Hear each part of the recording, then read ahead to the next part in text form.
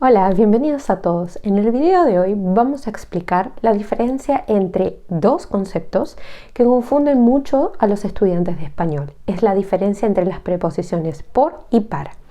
Estas dos pequeñas palabras son muy poderosas. A continuación vamos a ver las principales diferencias y cómo saber cuándo utilizar por o para en nuestras oraciones. Comencemos. Para generalizar, podemos decir que utilizamos por para resaltar las causas o el origen de una acción que se realiza, mientras que usamos para remarcar el objetivo o el resultado final que esperamos lograr con una acción.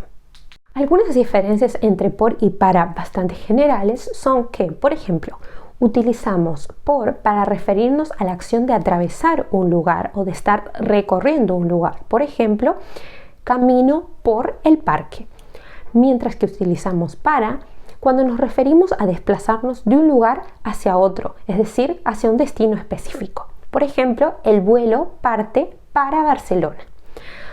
Muy bien, hay una diferencia cuando usamos por para referirnos a periodos de tiempo. Por ejemplo, estudié para el examen por 2 horas, mientras que usamos para cuando nos referimos a fechas límite. Por ejemplo, para el viernes tengo que terminar. También hay una diferencia cuando utilizamos por para referirnos a que una acción es realizada por una persona específica, mientras que utilizamos para cuando nos referimos a que una acción o algo es realizado para otra persona. Por ejemplo, el crimen fue resuelto por la policía versus compré unas flores para mi mamá. También utilizamos por para referirnos a la causa por la que estamos realizando algo o el motivo por el cual lo realizamos. Por ejemplo, decimos realizo ejercicio por placer, mientras que usamos para con el fin de referirnos al objetivo último o al objetivo que buscamos alcanzar mediante la realización de esa acción. Por ejemplo, hago ejercicio para bajar de peso. Vamos a nombrar 10 casos en los que puedes utilizar la preposición por. El primer caso es, por ejemplo, cuando quieras referirte a un lugar o a un tiempo no específicos. Por ejemplo, ¿hay algún restaurante por aquí? O tengo clases de guitarra por la mañana. En estos casos, por aquí y por la mañana están mencionando un lugar y un tiempo no específicos. Utilizamos por para indicar que nos desplazamos a través de un lugar, generalmente cuando nos desplazamos a través de una puerta, un puente o algún medio físico. Por ejemplo, la entrada es por la puerta 7. Puedes cruzar el río por el puente. El tercer caso es el uso de por para indicar periodos de tiempo, como ya habíamos mencionado. Podemos decir, por ejemplo, estudié para el examen por 2 horas o tengo vacaciones por 2 semanas. Como también vimos, podemos utilizar por en una cuarta función, que es cuando queremos indicar las causas o motivos por los que sucede una acción. Por ejemplo, el viaje fue cancelado por malas condiciones climáticas. O estoy nervioso por el examen. Hago ejercicio por placer. También podemos utilizar por con una quinta función, que es para hablar de cambios o sustituciones. Por ejemplo, te cambio mi lugar por el tuyo. Pero este uso también es muy común cuando hablamos de comercio o negocios. Por ejemplo, compré estos pantalones por un precio imperdible. O compré 2 paquetes por 3 euros. También otro uso de por es cuando hablamos de medios de transporte o de comunicación. Este significado se relaciona con el que vimos en el punto 2, ya que se trata de comunicar un lugar con otro o de viajar de un lugar a otro. Por ejemplo, las dudas envíelas por correo electrónico o llámame por teléfono esta tarde. Aquí estamos hablando de medios de comunicación, pero también puedes decir viajar por tren es más barato que viajar por avión. Un séptimo uso es el de la expresión por mí. cuando queremos expresar una opinión personal o una hipótesis. Esto generalmente lo utilizamos cuando queremos decir qué es lo que haríamos nosotros si tuviéramos control sobre la situación de la que se está hablando. Esto es porque la expresión por mí es una forma corta de la expresión si fuera por mí. Por ejemplo, por mí no hay problema. O puedes hablar de otra persona y decir, por ella tenemos que irnos temprano. Categoría número 8 es cuando hablamos de porcentajes o radios. Utilizamos por también cuando hablamos de porcentajes o radios. Esto es muy común y muy útil cuando también se habla de comercio o negocios en español. Por ejemplo, la empresa tuvo pérdidas por un 8%.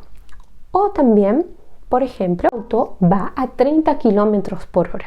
El nuevo modelo de motocicleta es un 10% más rápido que el anterior. El caso número 9 por el que utilizamos por es cuando hablamos del agente de una acción, es decir, la persona que realiza una acción en específico. A esto lo llamamos generalmente en español voz pasiva, que es lo que se conoce como reported speech en inglés.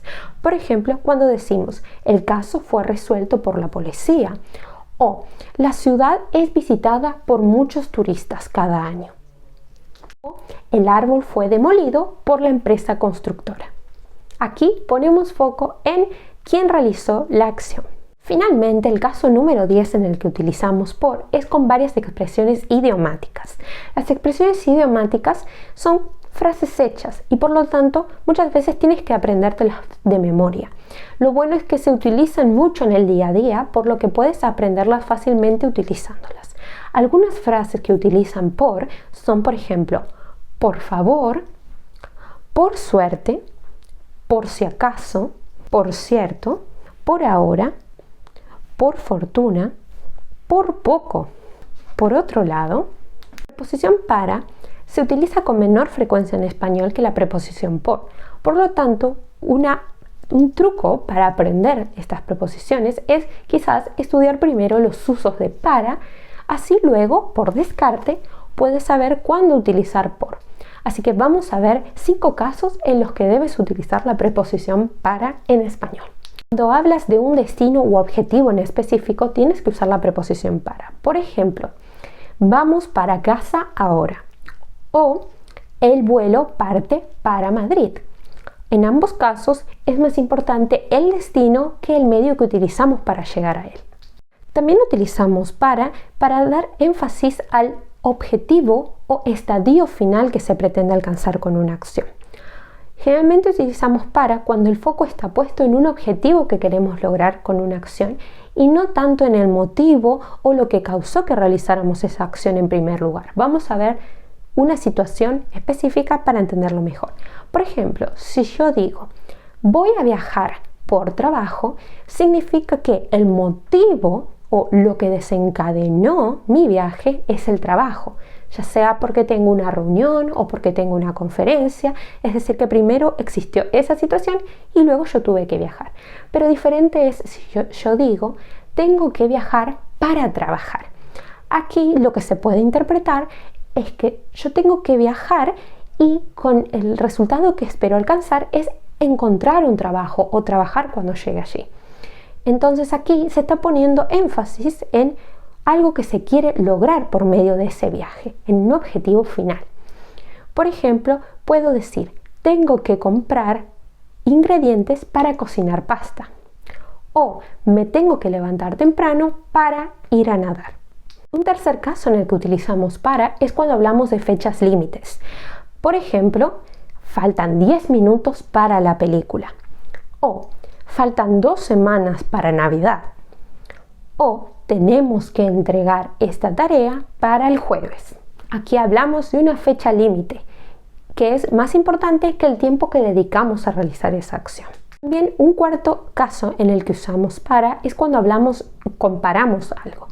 Cuando estamos comparando un objeto o persona específica versus otros miembros del mismo grupo. Por ejemplo, esta casa es muy pequeña para estar en una ciudad tan grande.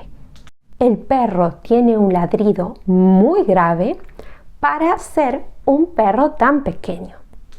Una quinta categoría son las expresiones idiomáticas que tienen la preposición para. Al igual que con la preposición por, hay una serie de expresiones que usan la preposición para. Por suerte, no son tantas como con la preposición por, pero también tendrías que memorizarlas. Algunas son sea para tanto, por ejemplo, no creo que sea para tanto. Por ejemplo, para terminar, quiero agradecerles. Para colmo, salí tarde del trabajo y, para colmo, empezó a llover. Estos son algunos de los usos de por y para en español para que puedas diferenciarlos fácilmente. En un próximo video voy a enseñarles cómo algunos verbos son más comunes de utilizar con por o para y los diferentes significados que pueden tener si se utilizan con una u otra preposición. Así que nos vemos en un próximo video. Chao, chao.